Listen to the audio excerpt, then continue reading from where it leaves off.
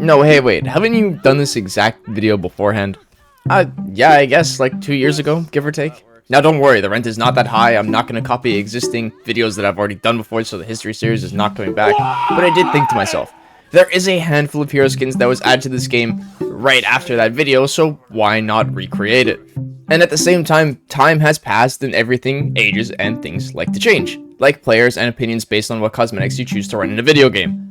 If you can tell, this is me trying to tell you that this video should not be taken seriously, because the thought of judging someone based off of their cosmetic choices in a video game is really stupid and should not be done in a serious manner. So before you ravage me in the comment section like a bunch of hungry apes, just remember this is just for fun. And if you're already down in the comment section, why not subscribe? It's free and you can always take it back. I'm trying my best to push for 30k by the end of this month.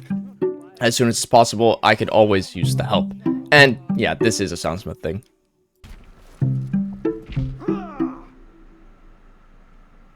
The first ever hero skin in the entire game. Lord Ramiel definitely holds up and is a decent skin for how long ago he was made, but there's things that people really hate about it, myself included, that being the visor not being put down. That being said, anyone who still uses this skin on the regular is like a religious zealot towards it. Insulting this skin is like insulting them personally, and they will tell you why it's actually the best skin while lying straight through their teeth. I would say Lord Ramiel warrens all have some sort of unique reason they like the skin so much. Some like putting black iron on it and say it reminds them of Malekith, which I can see to a vision if you put Crimson Conquest on it.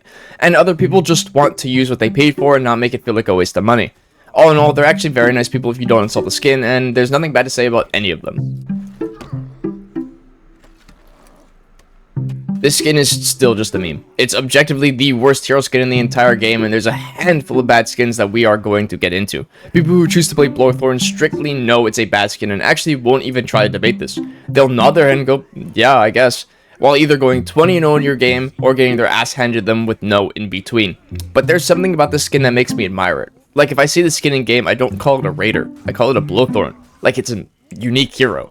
At the end of the day, none of these guys ever care about fashion on any hero. They're more of a perk player. They wouldn't have bought this skin if they thought otherwise. They just want to team fight all the time, and by team fight I mean turn your brain off and swing big heavies into a massive crowd of people.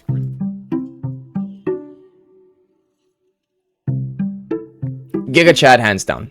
Look, I'm no Kensei main in the slightest, but this skin tells me enough about you that I know you are at least average size. Kensei is already a hero that struggles, but Yokai Slayers will show you the limits to this character, and again, it's very respectable. You do not care if Kensei stays in this state of normality because you actually love how balanced this hero truly is.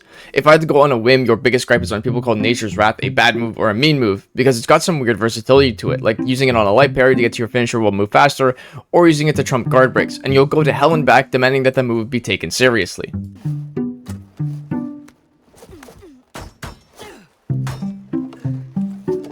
This is a skin I feel is good, but is genuinely slept on a lot of Black Prior mains.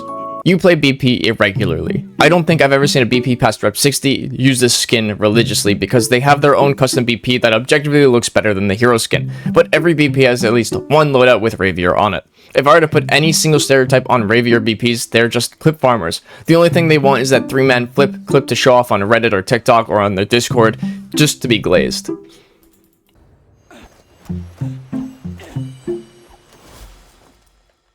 I gotta glaze the skin just like a little bit. It's just clean, and that's all I've ever wanted from hero skins. Where some push the boundaries of what's acceptable, the Inquisitor skin is again just very clean. I've heard arguments how it could have just been an armor set, but you know. That being said, ever since the Pyro nerf, I haven't seen any of this skin around for quite some time. So I guess the stereotype would be you were a meta user who only played Pirate because, you know, you got to do the bare minimum of team fights and win anyway.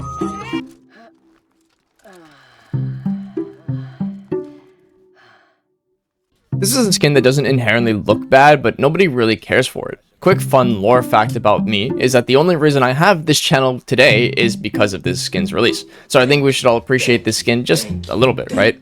But in all seriousness, anytime I see this skin in game, it's just dodge tech indicator spam. There's nothing but dodge tech indicator spam forever and ever and ever. It's just spin, spin, spin. The other type of Vela players are those guys that just don't want to conform to the meta and refuse to use corruption feats.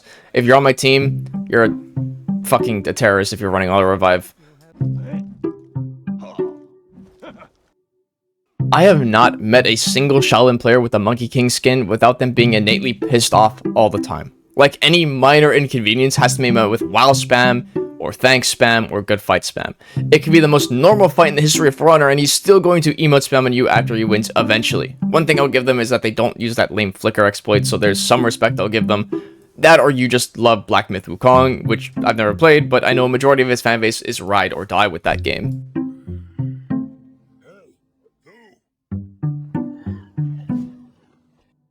God, it is really hard to put a stereotype on this skin nowadays. Some of the nicest Highlander mains I've ever met use Moddox religiously, while at the same time, the other side knows every slur in every single language and is ready to use them on you for practically no reason. But one thing stays the same, and it's the fact that you adore this hero skin and claim it's the only good one in the entire Knights faction, which even myself kind of agree upon seeing its competition being... Oof, shit.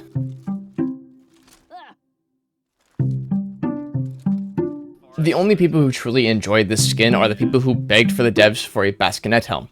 Ask any Unsung Knight player why they play them, and it's purely because they enjoy the armor the skin is based off of. They normally dislike the fancy gold trims and more favor the realistic sets the game has to offer. They normally are above average players who play in 4 stacks or completely solo, no in between, and just play Warden to play Warden. Majority of them are fully devoted to Warden mains, but they also enjoy the character flaw and all.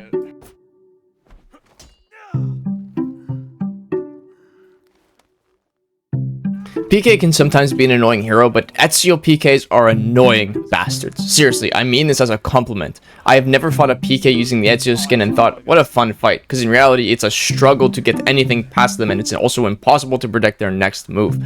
I'm basically saying that they're players that easily get under your skin simply because they're just good at playing the game. If you truly want to beat an Ezio PK, you just have to turtle and wait for them to get bored. They don't throw lights ever, so expect to be guard broken and touched all over your body where any chance you can be from neutral.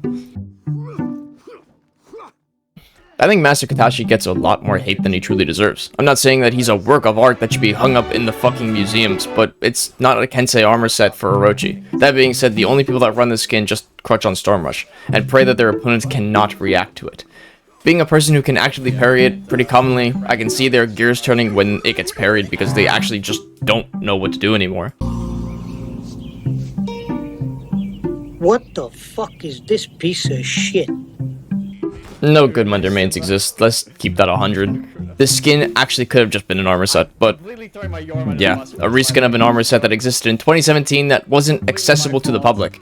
Nobody will defend this skin, and I will put dick pics on the line of anyone of age that can successfully debate this with me. I'm not a Minecraft YouTuber.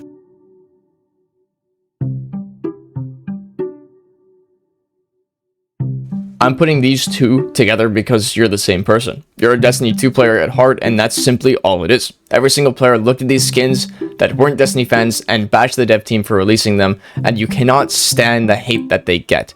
I know for a fact that if you own one of these skins, you own the second one because you bought the bundle on Steam or Ubisoft or whatever platform you're playing on, because, like any Destiny player, you are a cash cow who consumes anything and is ready to shell out $50 worth of it in in-game cosmetics.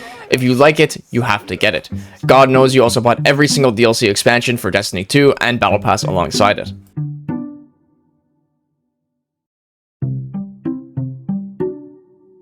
You're just a Wulin faction main who literally could not stand the fact that the only update your entire faction got in hero skins was accidental. We've gotten multiple hero skins for the multiple factions before the Wulin has even got a second one. That being said, it's nice to have something to rave about, and it's actually not that awful. That being said, you also really want your zone to work, but it also gets parried all the fucking time. You probably aren't even a Zanhu main at all, maybe 3 reps into the character, but at least you're dedicated Wulin main, so you had to get it.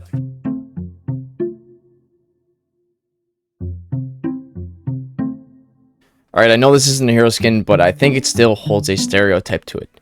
Every Whitebone Spirit Zanhu player thinks that they are just superior to every other Zanhu in the world, just because they have this sort of limited time armor set that other Zanhus do not have.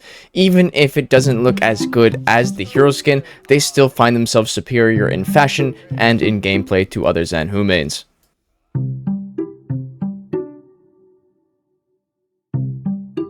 This skin is the definition of overestimating yourself. You play Glad either religiously or barely, but one thing stays the same between both sides. You actually can't play Gladiator and have fun at the same time. It's just zone from neutral or fucking toe stab from neutral right out the gate. Players hate you because you're just a lame person, and that's all there is to it.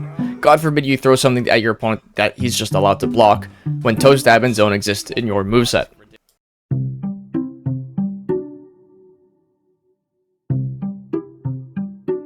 I know this hero skin's been out barely at all for this game, but it's actually one of the easiest to stereotype. You're not at all an Oromusha main in the slightest. You saw him get buffed and thought, maybe I can enjoy the hero now, and enjoy him you do. You love to turn your brain off and swing like a caveman with no thought, rhyme, or reason to any of your heavy attacks. But one thing you really dislike is the hate this hero skin truly gets.